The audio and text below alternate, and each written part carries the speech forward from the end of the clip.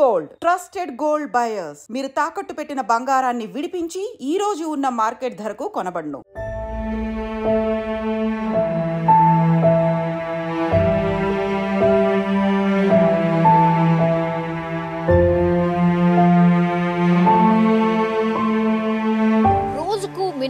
Minimum road ప్రమాదాలు చాలా అంటే చాలా ఎక్కువగా జరుగుతున్నాయి. అది 2 వీలర్ అనుకోండి, లేకపోతే కార్ అనుకోండి, బస్ అనుకోండి, ఇట్లా చాలా ఎక్కువ మట్టుగా అయితే రోడ్డు ప్రమాదాలు జరుగుతున్నాయి. అండ్ దట్టు తెల్లవారుజామున అంటే 2 నుంచి 5 మధ్యలో చాలా ఎక్కువగా రోడ్డు ప్రమాదాలు జరుగుతుంటాయి. ఎందుకంటే ఎక్కువ నిద్ర వచ్చే టైం కూడా అదే కాబట్టి చాలా కేర్ఫుల్గా నడపాల్సినటువంటి సిచ్యువేషన్. అట్లాంటి ఇన్సిడెంటే ఇప్పుడు నిర్మల్ జిల్లాలో ఉన్నటువంటి ఒక వ్యక్తికి కూడా అదే జరిగింది. అండ్ ఇప్పుడు ఆయన పేరు వచ్చేసి అశోక్ అండ్ వాళ్ళ బిడ్డ పేరు వచ్చేసి కృతిక. 21 సంవత్సరాలు మాత్రమే కృతికకి. అండ్ అశోక్ వచ్చేసి 49 సంవత్సరాలు. ఆయన బ్యాటరీకి సంబంధించిన వ్యాపారం చేస్తుంటారు ఆదిలాబాద్లో. సో నిర్మల్కి దగ్గరలో ఈ యాక్సిడెంట్ అయితే జరిగింది. వేగంగా వస్తున్నటువంటి DCM అంటే యూటర్న్ మలుపు దగ్గర వీళ్ళ కారు కూడా వచ్చి ఆ DCMని ఢీకొట్టడం, అట్లాగే ముందు సీట్లో ఉన్నటువంటి తండ్రి అట్లాగే కూతురు అశోక్ అండ్ కృతిక వీళ్ళిద్దరు కూడా స్పాట్లోనే చనిపోవడం జరిగింది.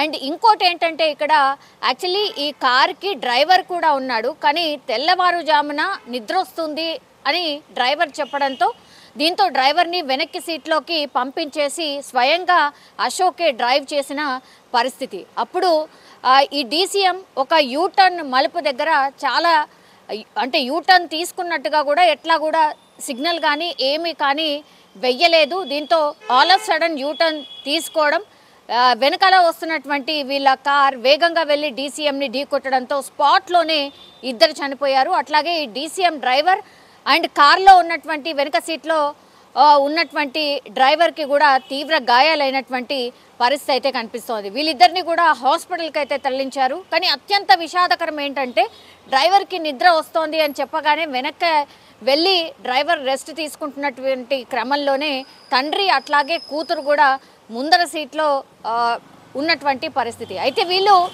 యాక్చువల్లీ కృతిక ఈమె బీటెక్ చదువుతోంది హైదరాబాద్లో. ఆమె ఎగ్జామ్స్ అన్నీ అయిపోయి హాలిడేస్ ఉండడంతో ఆమెను తీసుకురావడానికని హైదరాబాద్ వచ్చి తిరిగి వెళ్తున్నటువంటి టైంలోనే ఈ ఇన్సిడెంట్ అయితే జరిగింది. తెల్లవారుజామున మేబీ 4 నుంచి 5 మధ్యలో ఈ ఇన్సిడెంట్ జరిగినట్టుగా కూడా చెప్తున్నారు. ప్రస్తుతం అయితే DCMకి సంబంధించిన డ్రైవర్ని అదుపులోకి తీసుకోవడమే కాదు అతనికి హాస్పిటల్కి కూడా తరలించారు. అక్కడే ఆయన మీద కేసు కూడా నమోదు చేసినట్టుగా కూడా చెప్తున్నారు. కానీ అతివేగమా అని అంటే DCMకి సంబంధించిన డ్రైవర్ అంటే ఎట్లాంటి సిగ్నల్ వేయకుండానే U turn all of sudden U turn తీసుకోవడం, అది హైవే కాబట్టి కంట్రోల్ చేయలేక ఇప్పుడు ఇతను కార్ డ్రైవ్ చేస్తున్నటువంటి అశోక్ అనే వ్యక్తి పూర్తిగా వెళ్ళి ఆ DCMకి వెనక నుంచి డాష్ కొట్టడం. సో ఇమ్మీడియట్గా వీళ్ళిద్దరు కూడా అంతే తండ్రి కూతుర్లు స్పాట్లోనే చనిపోయినటువంటి సిచ్యువేషన్. సో హైవే మీద దయచేసి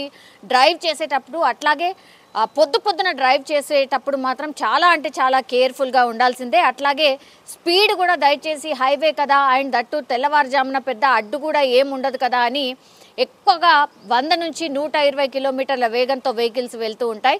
కానీ అత్యంత ప్రమాదకరం అని చెప్పొచ్చు.